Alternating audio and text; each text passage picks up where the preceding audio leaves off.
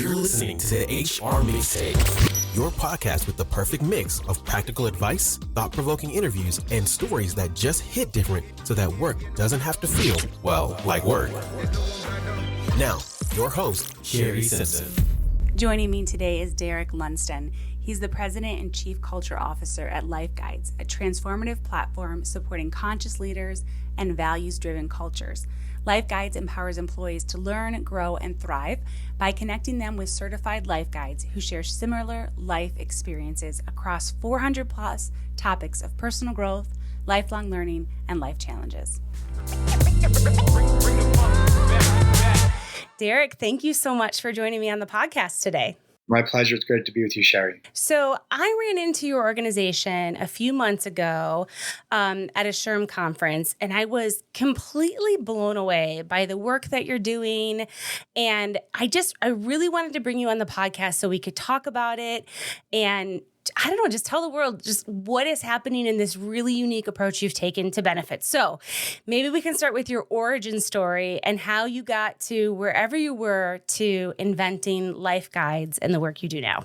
Awesome. Well, I can't take credit for inventing LifeGuides, but I can say that I was there in seeing the idea at the founding and recognizing it for the genius that it is and the needed role that it can play in helping people in their lives and their work, in their career, and whatever it may be. So I have been an entrepreneur now for almost a decade and a half. And I met my business partner, Mark, as well as some other business partners in an entrepreneurs forum about a decade ago. And Mark and Will Bunker, who was one of the early founders of Match.com, were sitting around. They were talking about their experience having been caregivers for their aging parents and the recognition that they were well-educated, well-resourced, had privileges and access that many people don't have, and they still acknowledged how challenging it was to be a caregiver. As anyone may know, that's a really challenging role and identity to take on in someone's life.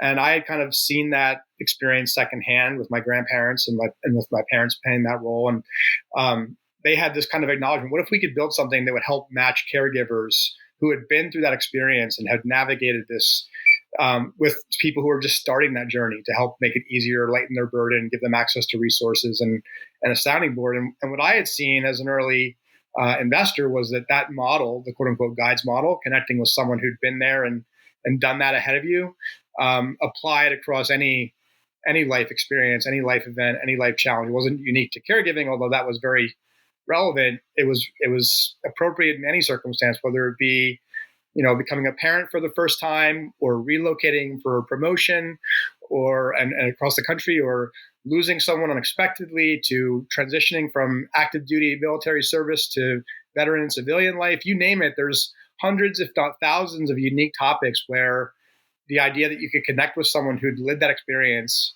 and thereby they've developed certain resources, certain stories, certain character that can be shared. It's what really makes us uniquely human. And in the world that we live in right now, where we can be technologically connected to people around the world, what better tool than to help find people that can be in service and support of others, in helping to be an outlet and a source of wisdom and expertise and resources in navigating life. So that's what we're doing. It's so exciting. I think about all of those life moments that you go through, and you don't know where to start. You don't know who to talk to. And for your employer to be able to give you a resource, I just think it's really fascinating. So I want to get into some of the tactics. First of all, how do you find people that want to volunteer to be part of this service? And then after that, how do you match them? Yeah. So it's one of the things I'm most optimistic about in humanity is your first question about how do we find people. And going back to where we started, when we started with caregiving, we targeted Facebook groups of caregivers. This is now almost 8 years ago, when we were first experimenting with this. And we targeted brick and mortar organizations that were affiliated with that cause, think the Alzheimer's Association and others. And we basically put out ads and said, hey, if you've been a caregiver and you'd like to share those experiences and help other caregivers in their journey, come talk to us. And what we found was there was a surplus, way more than we had anticipated, of people who wanted to play that role for other people and to share their story and to share their experiences and to help other people in their own journey. And as we evolved the company and evolved the mission into other areas, that same level of surplus of wanting to help people existed, right? Back to optimism. There, 10 times as many people as we thought wanted to help. And that has continued to be the case, right? And what that means, what we found is that means that there's an untapped well of wisdom, of empathy, of compassion, of humanity that is waiting to be unleashed in support of other people, right? And so that's how we did it. And so we've now gone out to different organizations and digital ads and found our guides. And we now have a waiting list of amazing guides who want to help and help that. And a lot of it now is just driven through word of mouth, where someone's a guide and says, hey, my spouse or my partner or my family member would be an amazing guide. Can they apply? And we say, sure, send them on over, right? And so that's how we started it. And then to your question about technology, while LifeGuides is a human service, it's built upon a technology platform. So if you think about, again, Match.com, what it was for dating, or you think about Airbnb and how you can access experiences and properties and those types of things through a digital interface, we're doing something similar, but we're doing it through the attribution of life experience. And so what we do is when we find people who come on to be guides, we attribute their demographic information, their location information, their experiential information, their education, their profession, all these different details that make up a profile of this person. And that goes into the search, right? So when you go on and you say, hey, I want to seek support in caregiving, you'll then see profiles of actual people that we have vetted, that we've screened, that we have trained, and we have collected the information to say, this is why we think this person would be a good match for you. And then the power still falls to that individual who's seeking the support. Because just like Airbnb or Max, you see these profiles and you say, I like that video. I like that person. I think Shari would be a good person for me to talk to. Let me watch her profile. Let me read about her. And you say, yeah, she would be. And I go in there and I find a time that works for us and I book a session. And if that session works out great, then we can continue to rebook our sessions. And if it's not great, or you want to get someone else's perspective, you can go book a session with a different guide. And after those sessions, you rate them. And we collect that information as well. And that all goes into the enrichment of how we do the matching and how we do the algorithm and how we prepare. So it really is this combination of technology meeting human sovereignty and choice and personalities. And it's a really cool experience. So as you've gone through developing this program, what are some of the challenges that you faced while, kind of approaching something different than traditional coaching? Yeah. I mean, so many different challenges. So one, as a starting point, we commercially really launched the business in earnest right at the start of 2020. So just prior to the pandemic is when we were going into a full scale launch commercially, which as an emerging business, that was not an ideal time to be launching into this for a lot of reasons. And while in many ways it's worked out in our favor as the market and as the world has evolved to recognize the need for a connection, the ability to connect with people online, the ability to ask questions and seek support and destigmatize mental health, like that has all helped and worked in our favor. But if you remember back to 2020, right around now, everyone was in full on survival mode and confusion. And it was like, what are we doing? We just got to grasp whatever we can. And so that was particularly challenging. And then as we navigated that and responded to what was happening in the culture and in the moment, we had to, one, keep the business moving, but we had to educate the market at a time where they are in their own emotional kind of crisis and shutdown about a new way to provide service and care in a startup. I mean, with a model that's never been done before, right? Peer support as a digitized offering, right? And so the prospect of educating our buyers and educating the market, particularly HR, which is historically not known necessarily to be the first movers, if you will, on why this was a different and better approach to what they've been doing, took a lot of time and a lot of energy, and it took a lot of work. And so that was a challenge that I think we couldn't have foreseen what would happen with the pandemic. And our initial idea, which was to destigmatize mental health resources, we've certainly accomplished that in the world that we're working in now, but in a totally different way than we would have thought, right? And then obviously we have the balance of building a community of trained and qualified people, and then we have a whole level of quality considerations. How do you manage the experience? How do you recruit guides? How do you manage the quality of them? How do you engage them? How do you educate not just the buyer of the service, but also the members, the employees and their families? How do you distinguish this product against others that they might have access to? How do you help them feel that they can use this and trust this and like this and share it? I mean, there's so many questions that we spent a lot of time on. I mean, this has been a ton of work building this company and getting to this point, but we're really at an exciting moment in the company's evolution and what we're doing right now. How do you see, and this is probably a very weighted question, but how do you see the world of, I'm going to use the word holistic health on purpose, like the world of holistic health evolving and potentially the retiring of EAP programs? You know, it's one of those things where we have them in all our organizations. We talk about it a lot for our employees to use it, but it's such an underutilized resource. What are your thoughts? Well, that's a two-part question. So I'll say, one, on the context of holistic health and well-being, I'm a full supporter, advocate, evangelist. You know, this goes back to the mission and why we started doing this and helping people to thrive in their life wherever they are. So count me as a full yes there. To your second question about EAPs, why don't people use them, or why have they missed the mark, so to speak? I think the world has shifted a lot, right? First and foremost, when you think about what EAPs, where they started 30 years ago, right? I think they probably started off with noble intent, right? And they said, hey, there's a population of people that need support. Let's support them. And they built a model around that. And over the course of time, the business model of EAPs became more about risk mitigation than it became about actual support and care of the employee population. And what's happened over the last decade, especially as the technology industry or technology access has exploded, is that people have a lot different expectations when it comes to their choices of what products and services they can use and what they have access to. And our lives have gotten more complex, if you will, because of the level of information that is constantly flowing to us and that we're continually vetting and screening for our consumption. And so the expectations for personalized care have shifted dramatically. The healthcare industry and the outcomes that they're chasing have also shifted quite significantly.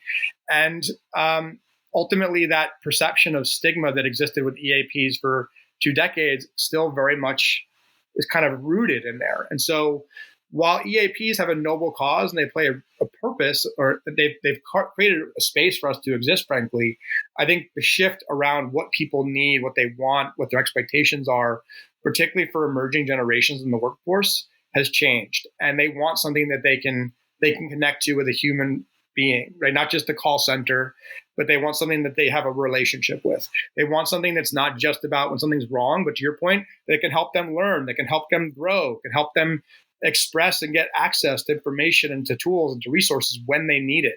And they want to be able to do it quickly. They want it efficiently, and they want to hold that power in their hands, just as they do with other tools like social media and other ways that we connect with one another right now.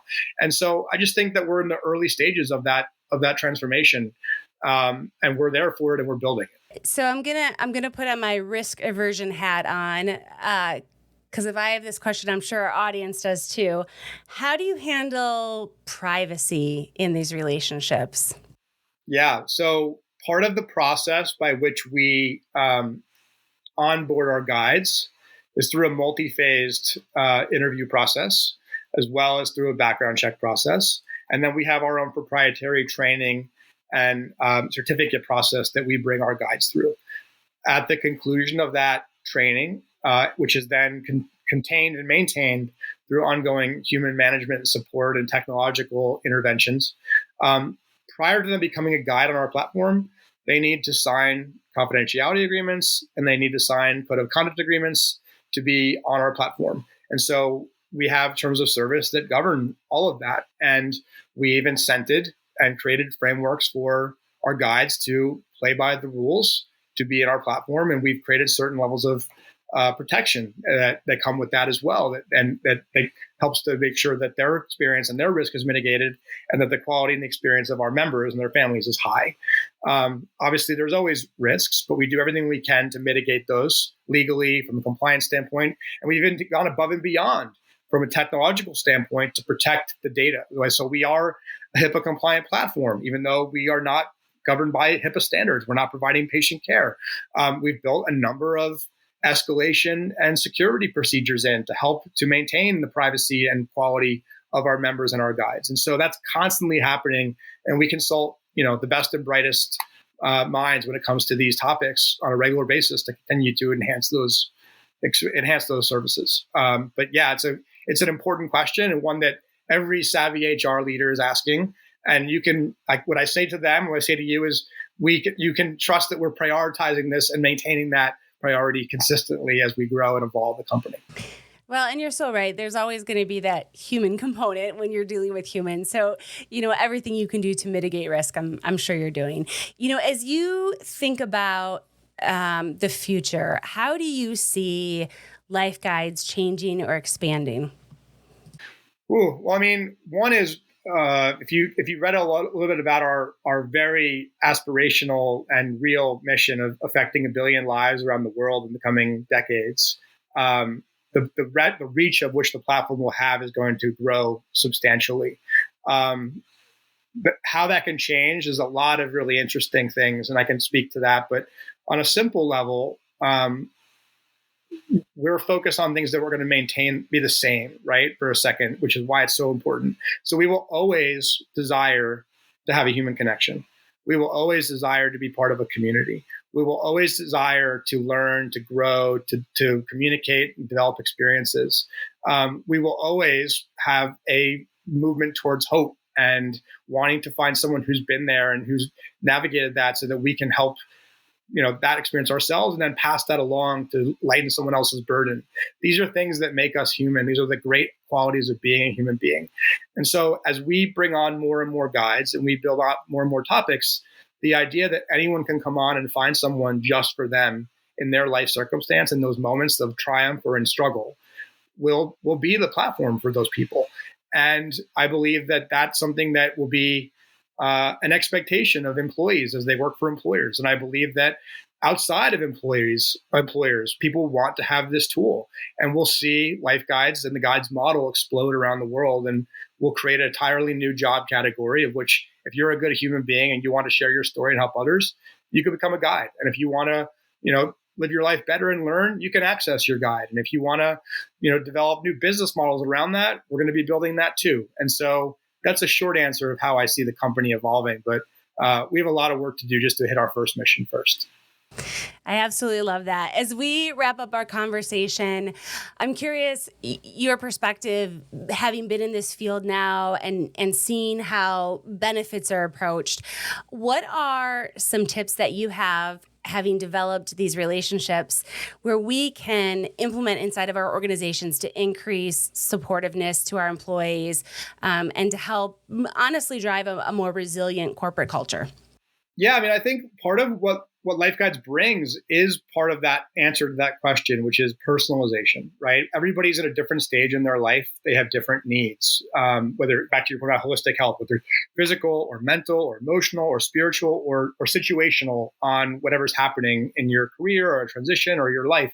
And getting people connected to the right services and benefits that are offered by their employer is part of the role that we facilitate. Beyond just the human connection, because of the technology, we drive people to the appropriate services that are available to them. So say you come on and you have a caregiving need and your employer offers caregiving resources and financial services and flexible time off and other things that you might not be aware of. Now you're going to be directed to that. Or say you're planning for, a college student to go, your teenager to go off to college and you need help, preparing for that financially or from your time or your identity, we can help with that. And so just multiply that out across thousands of topics. We're going to enrich the overall benefits experience, but doing it through a human relationship, not through a transactional call center, not through just a simple give them a document and let them figure it out. No, we're truly advocates. Our people are there to say, hey, I'm here with you in a relationship, and I'm going to help you find what you need to get to the other side of whatever it is you're navigating. And I think that's a key part of where we can support these companies and where employees are going to be, frankly, asking for this type of service and support. Well, Derek, thank you so much for taking a few minutes to chat with me. This is an exciting topic, and I can't wait to see where your company goes from here. So really appreciate your time. Thank you, Shari. It's really been a pleasure. I really enjoyed the conversation. Look forward to getting to know you more. I hope you enjoyed today's episode. You can find show notes and links at thehrmixtape.com. Come back often and please subscribe, rate, and review.